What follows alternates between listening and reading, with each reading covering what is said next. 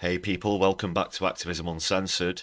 You might have seen over the weekend 300,000 people took to the streets in support of Palestine. There were also shows of support in cities all across the world. We're going to be taking a look at the scenes from London, including Jeremy Corbyn, who spoke at the event. We're also going to be taking a look at some of the stuff that's been happening with the media and with MPs' interviews, the content on that in this kind of information war that's been going on. But first of all, let's just take a look at the clips from the shows of support.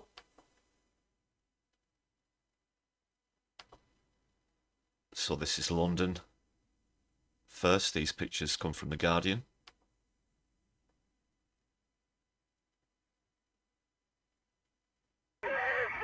Palestine! Palestine! 1, 2, 3, 4! Occupation no more!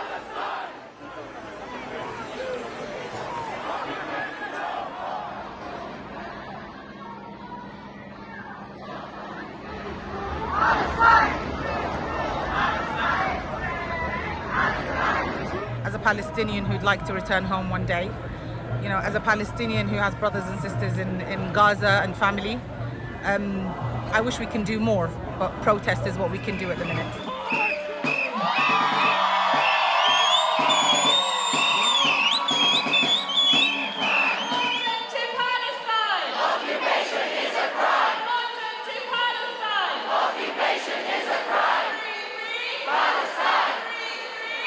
So those were the scenes in London. It was reported there were 10 arrests. This is Los Angeles.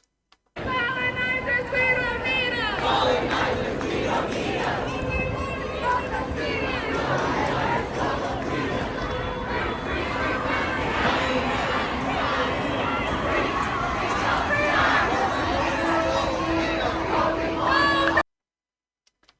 And New York. You can see there's no audio on this clip, but clearly tens of thousands of people there. Don't have any information about any arrests in any other cities. There were, as I just said, 10 arrests at the London demonstration. But you can see clearly, I would imagine, probably hundreds of thousands of people there in New York as well. This is Washington, D.C. End the occupation now! Stop the genocide! Stop the genocide! Stop the genocide! Stop the genocide! Stop the genocide! Biden, Biden, you can't hide!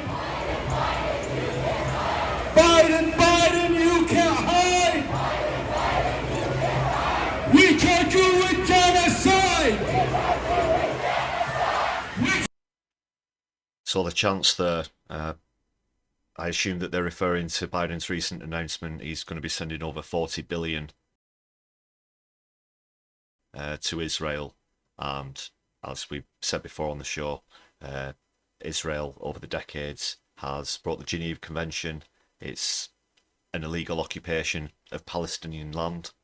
And obviously Americans are clearly appalled to see such a large amount of money being given to Israel, who are, currently committing war crimes, and we're seeing bodies piling up in the thousands at the moment. It's absolutely atrocious what's happening, and there were demonstrations in Europe as well. This is Barcelona.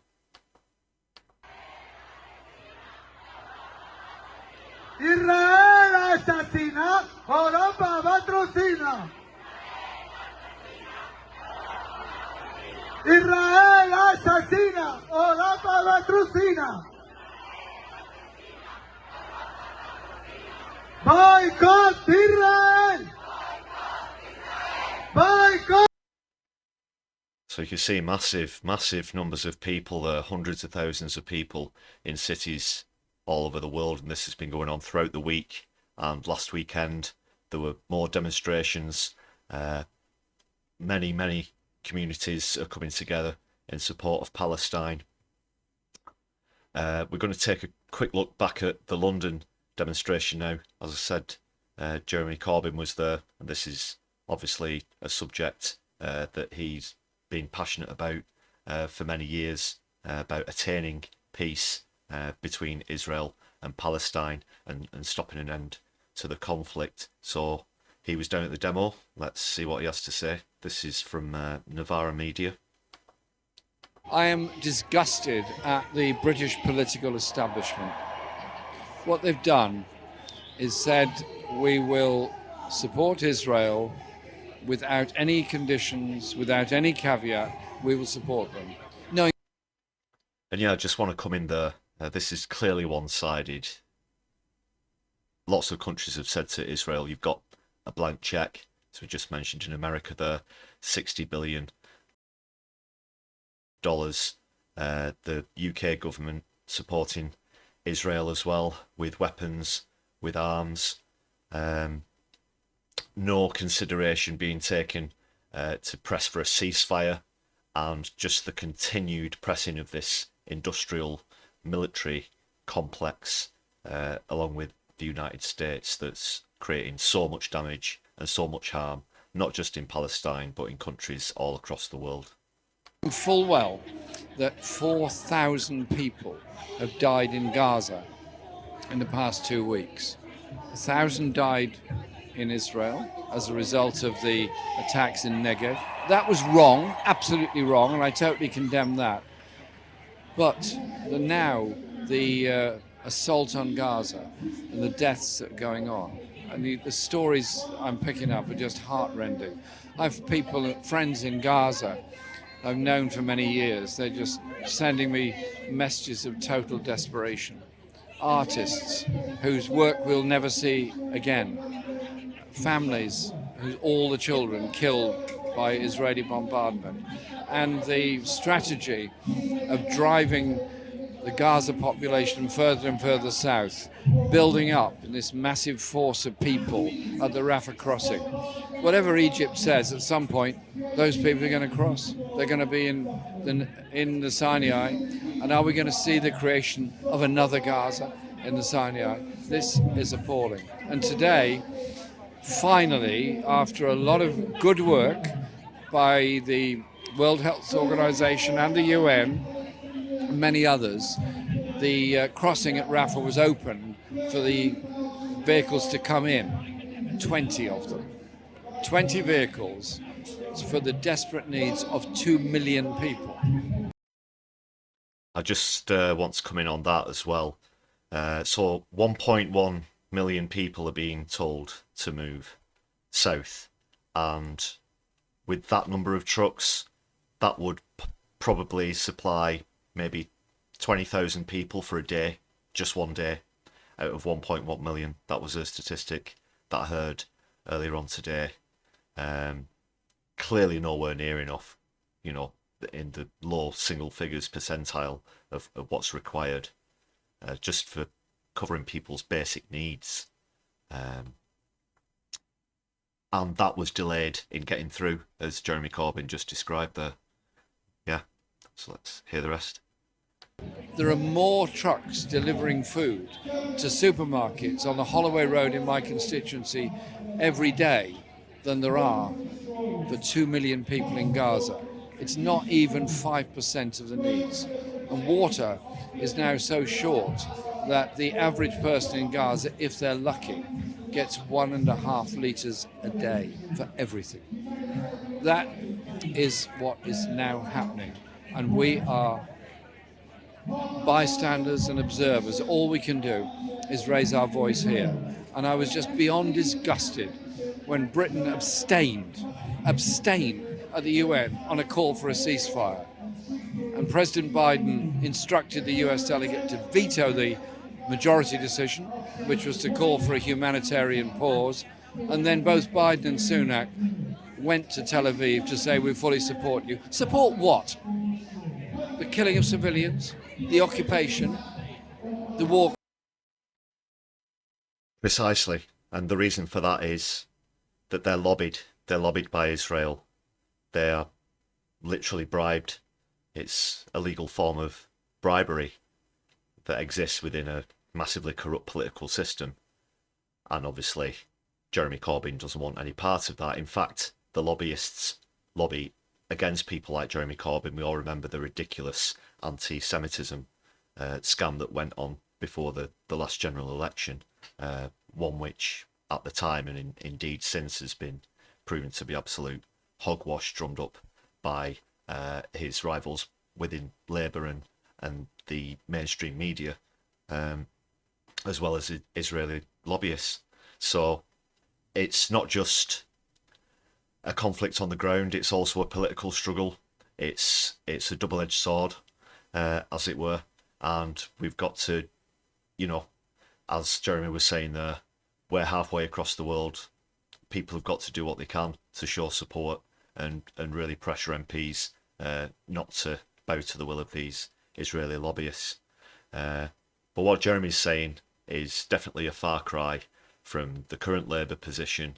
We've heard quite a while ago now, Keir Starmer said openly in Parliament that he supports Zionism without qualification. That's a direct quote there, I'm not paraphrasing. He supports Zionism without qualification.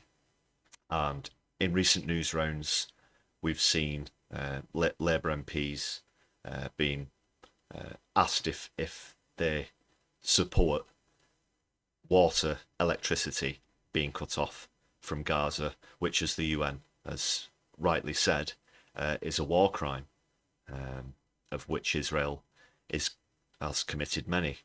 And at this point, it's hard to discern a Labour MP's response from a Tory MP's response. They're both exactly the same, those who are subject to his Israeli lobbying.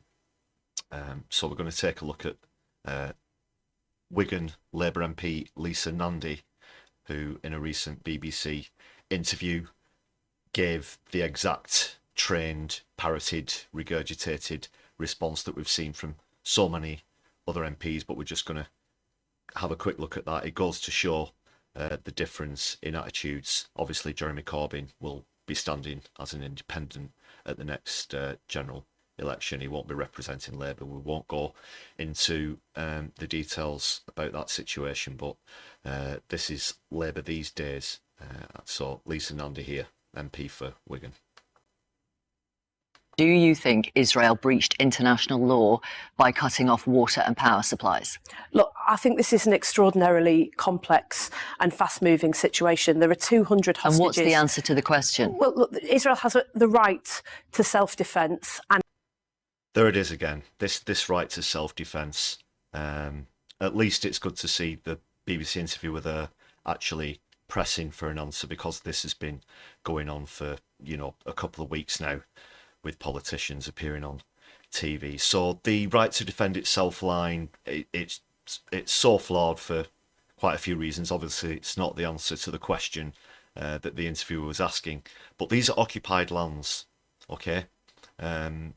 Israel can't just stick the flag in the soil and say, this is ours. These are illegally occupied lands. So Israel isn't defending itself, okay? This is what you would see as resistance from within an occupied territory.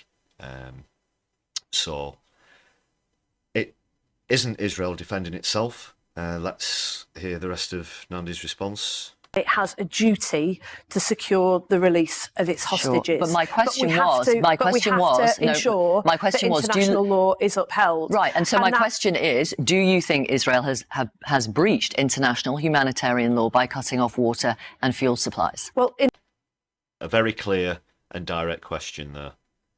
Do you think they've broken international law? And let's not forget that Keir Starmer, leader of the Labour Party, is a lawman himself. He's former director of public prosecutions. As you know, he says that all the bloody time.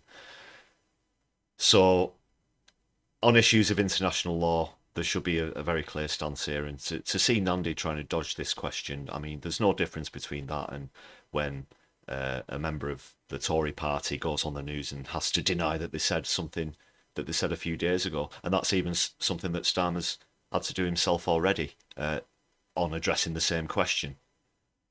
The exact same question that's being put to Lisa Nandy here. It's ridiculous. In the last 24 hours, we've seen water, medicine and food enter Gaza. It is in very limited supply at the moment, but I am hopeful that we'll be able to amplify.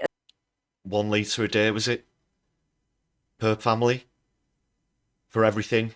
That's not to drink. That's for everything. Washing.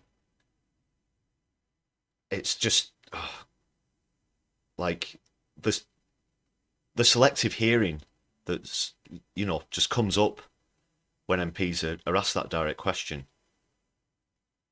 And scale up those efforts urgently. There is a very small window in which an Israeli government that is responding to fear and pain in Israel, and the Egyptian government as well, who have serious concerns about the opening of the Rafah crossing, may be persuaded, with the help of the United States and others, to not just allow aid into Gaza, but to allow safe passage through Gaza to reach people in the north. And that's what we've got to focus on. I am going to ask the question again. Do you think Israel breached international law by cutting off power and water supplies?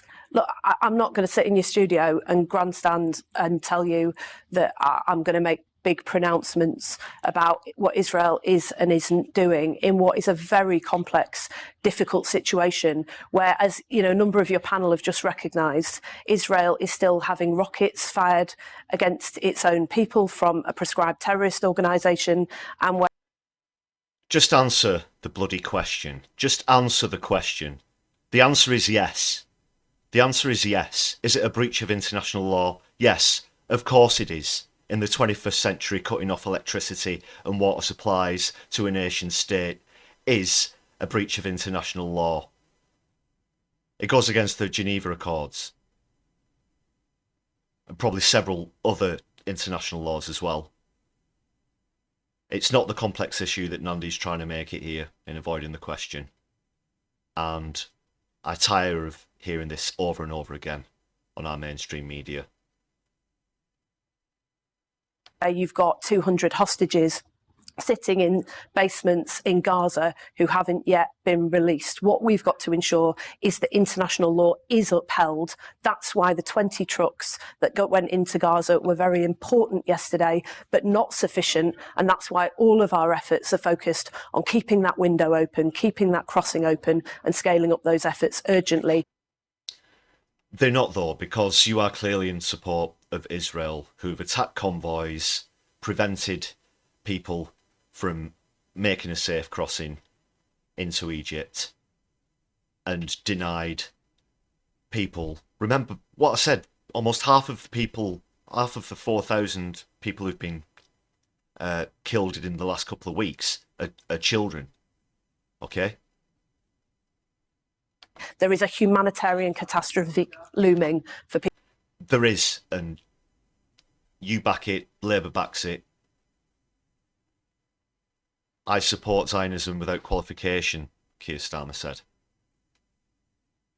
I hope people will remember this when they go to vote next year as well. I can't tell the difference between the Tories and Labour, not just on this issue, but several others. People in Gaza, and that's where we've got to focus.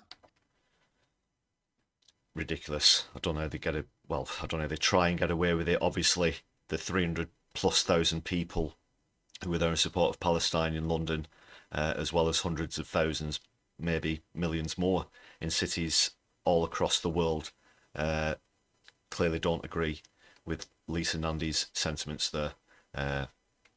My point was to show you the contrast between Labour's current stance, the Labour Party that's lobbied by Israel, to Jeremy Corbyn's. A man who can't be bought, as has been said many times. I mean, it's just, it's a shame. It's a shame to see that the Labour Party has gone from that to basically this. Put it on. And then we're going to pretend none of this ever happened. You got it?